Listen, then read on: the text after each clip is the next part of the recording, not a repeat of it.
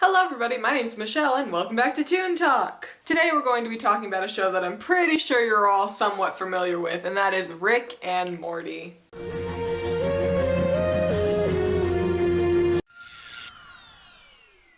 This video has been a long time coming because I binge watched the show back in like January or something.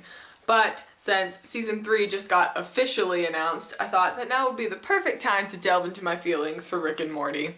Now basically, if you've been living under a rock, Rick and Morty follows genius and inventor Rick Sanchez as well as his grandson Morty on their multi-dimensional adventures and interactions with various alien races. Now the question begs to be asked, do I think it lives up to the hype? And the answer, though I say so begrudgingly, is yes. The animation, though stilted, looks pretty spectacular considering it was produced by Adult Swim, who've also given us these monstrosities.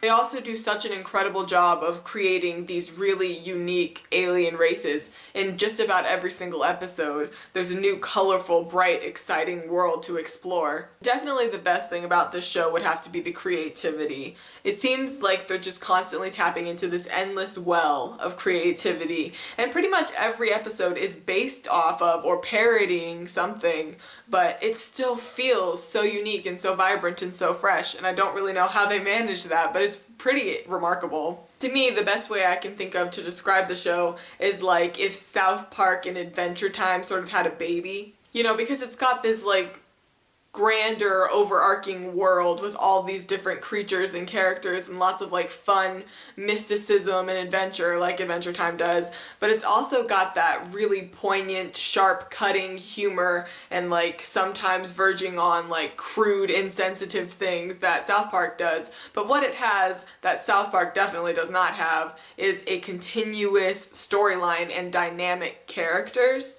You know, we've got our character archetypes, you know, everybody is very in their lane and doing their own thing at all times, but lessons learned in previous episodes do cross over, which is really, really nice. Beth and Jerry, their relationship is very static, but they as characters are also dynamic because if terrible things happen to them in this world, that carries over into the way they act, the way that they treat their family, so on and so forth. Also, Justin Roiland, who's one of the creators, is such an incredible voice talent. You'll recognize him as Lemongrab from Adventure Time or Blendin Blandin from Gravity Falls, but he voices both Rick and Morty, and I just can't get over the fact that constantly while I'm watching the show, it's literally this one guy talking to himself in different voices, and I can't imagine how hard that must be to keep up with, but he does it beautifully. Hey Morty, what do you think of our moderator?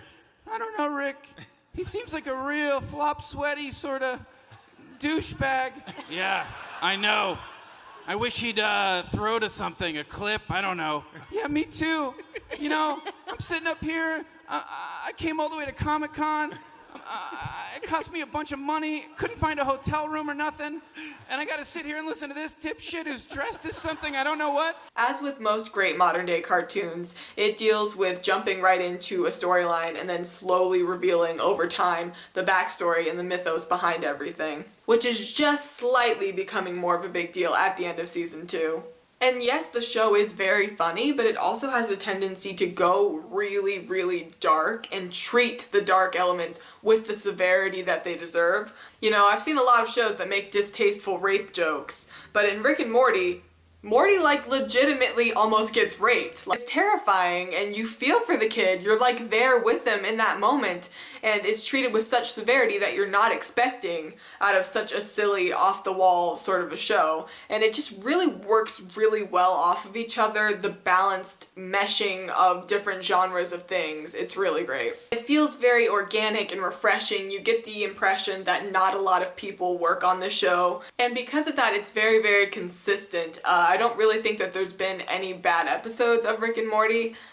There's episodes that I definitely like more than others. I'll probably end up doing like a top 10 list or something before the new season comes out. But yeah, please feel free to leave your thoughts on Rick and Morty in the comments below because I would love to discuss them with you guys. I make videos every Monday and Friday if you would like to subscribe, and I will see you guys later. Goodbye!